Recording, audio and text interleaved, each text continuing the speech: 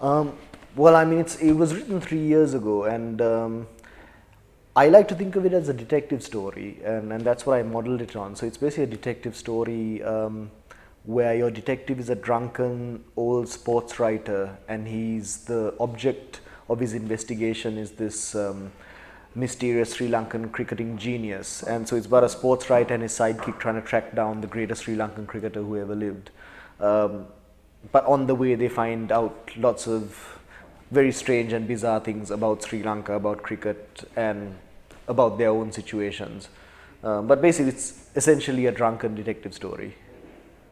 Well, most of the action takes place in bars in Moratuwa, which is just south of Colombo suburb. So it's mainly, most of the action happens in Colombo, but yeah, it does venture slightly outside, but I think, yeah, most of it centers around these guys' bar habits and their home front. Well, what I did was I researched Sri Lankan cricket from the early 80s to the late 90s, and that's pretty much the scope of the story. But it also, I mean, the characters are evolving in the 80s and the 90s, but they're also talking about the past, and basically it's a history of Sri Lankan cricket potted into chapters. Well, a lot of the anecdotes and the stories in the book are based on something that I heard, or it could have been factual evidence, could have been anecdotal evidence, but I've based everything on something based in reality. So there's a lot more. There's a lot more fact than you'd think. There are some very tall stories where I've embellished, but there's also a lot of truth in the book as well.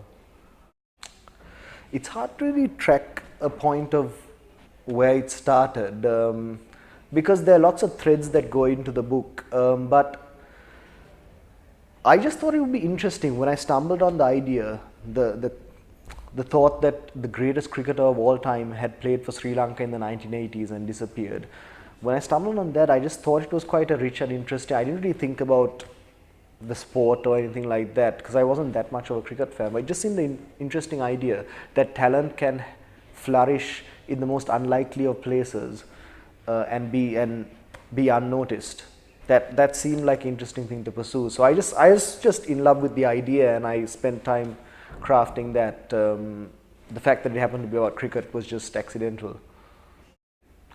There are lots of Samhans who have disappeared in Sri Lanka over the decades, and on the cricket field there are lots of players who, especially in the 1980s when we didn't play that much cricket and we were still finding our feet as a cricketing nation. There were a few players who appeared, did something extraordinary, and then disappeared. So I kind of researched around all of this stuff and amalgamated it all and made it my own, I suppose. But yeah, it's not one person, it's a lot of stories come together. Well, not in the case of cricket, no. I mean, what I mean by disappearances was they would play a couple of matches and then you never see them play again. So it wasn't political in the context of the book, no. I just think Sri Lanka in the 80s, because we didn't play so much, we'd play like sometimes one test match a year. So you would get talents that would, and also there was a lot of politics involved in selection. I mean, there always is, but I guess it was more pronounced during the amateur era.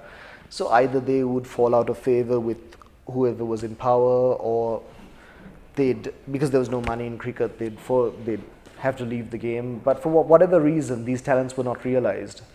And yeah, I just tracked a lot of these stories, and out of that came this character, PRADEEP MATHEW. PRADEEP MATHEW is the mysterious cricketer who emerged and disappeared. WG Karunatilaka is the drunken sports journalist who's trying to track him down. In the last year of his life, he decides to find out what became of PRADEEP MATHEW. But it was also, I guess, a metaphor for Sri Lanka as well. The idea that this talent can exist but never reach its potential, and it seemed like a metaphor for Sri Lanka, which is it's a beautiful country blessed with many resources, but over the last 50 years since independence, it's embroiled itself in a race war, and it's had many setbacks, and it seemed like a metaphor for the Sri Lankan experience, the idea of wasted genius, not reaching your potential. Yeah, I suppose WG ended up taking over the book. And yeah, you see in him, he's a talented writer, brilliant thinker who never made much of his life and just spent it drinking arak and watching cricket. So yeah, he's part of this whole theme of wasted genius as well. These are things I noticed later. I mean, my intention was to write just a drunken detective story, but all these big ideas came in much later. Oh yeah, yes. As did the story. Even I'm working on a new book, and I don't really know where it's gonna go. You kind of start with an idea and you just go with it. So I had no clue where it was gonna end, and I think that's the exciting part about writing, where you're discovering the story. You're the first person to discover the story, I suppose. Um, I mean, the research never stops. Even when you're editing, you're still looking for ideas and facts. I would say it was a year of research, then a year of writing, a year of rewriting. But so basically I just read every cricket book I could get my hands on. On the internet, I downloaded statistics, any articles, any video imagery that I could get relating to Sri Lankan cricket.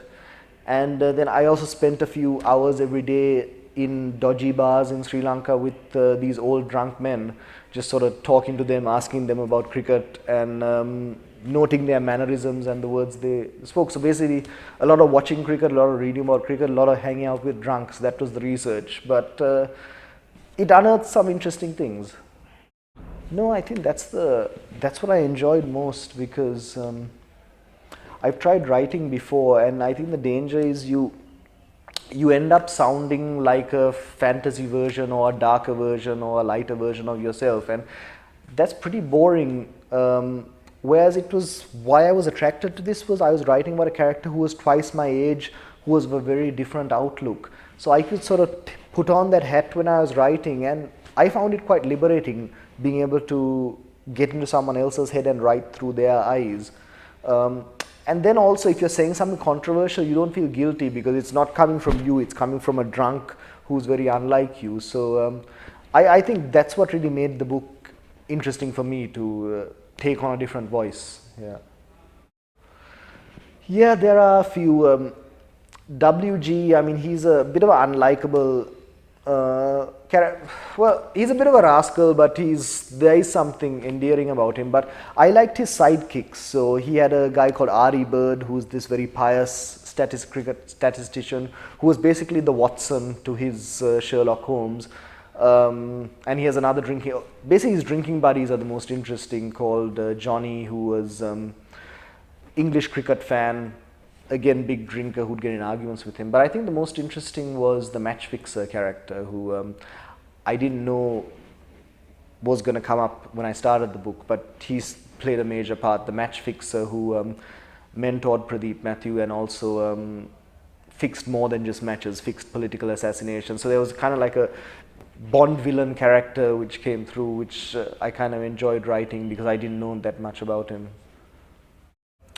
I mean, you have to remember, when I was writing the book, the war was raging, and it had been going on for basically most of my life. And the war ended just when I was editing it, and I wondered whether to put that in the book, and wisely taking some good advice, I decided not to. So the period I was writing about was pretty static in terms of what was happening in Sri Lanka. I mean, now you're seeing rapid change, and it is very much a new era, but I kept that element out of the book because I was sort of talking about the past.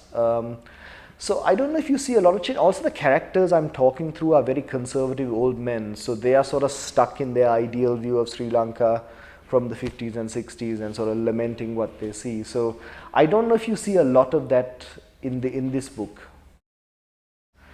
Well, I think since the early 90s, after Michael Ondaatje won the Booker Prize and set up the Creation Trust, which gives out an award for the best Sri Lankan writing in English, I think since the early 90s there's been a rapid growth in Sri Lankan writing in English. Carl Muller won the first Creation Prize, and I think I count that as the start of modern Sri Lankan writing, where Sri Lankan writers are writing in their own voice rather than trying to sound like an Englishman who lived 100 years ago. And I think there's a lot of stories being written, and obviously Sri Lanka is very fertile ground for someone who's looking to create fiction, because we've had a very colorful and very turbulent last 30 to 50 years. So I think there are a lot of Sri Lankans writing, and I'd like to see a lot more stories coming out of the north and the east, telling us that the other side of the story from what happened during the war years. So I would say, like, this is what I always say, I think Sri Lankan writing is where Sri Lankan cricket was in the 1980s. I think we're not quite, we don't have a Gavaskar or Kapil Dev, we don't have a Imran or Wasim. You know, India, Pakistan were superstars in the 80s, we were still a small nation. So I think that's where we're at. But it also means that if you follow the cricketing analogy, in the next decade we're going to win a World Cup. So I think it's hopeful. Everything is in place, the stories are there, the writers are there, so hopefully we can get lots more great stories coming out of Sri Lanka.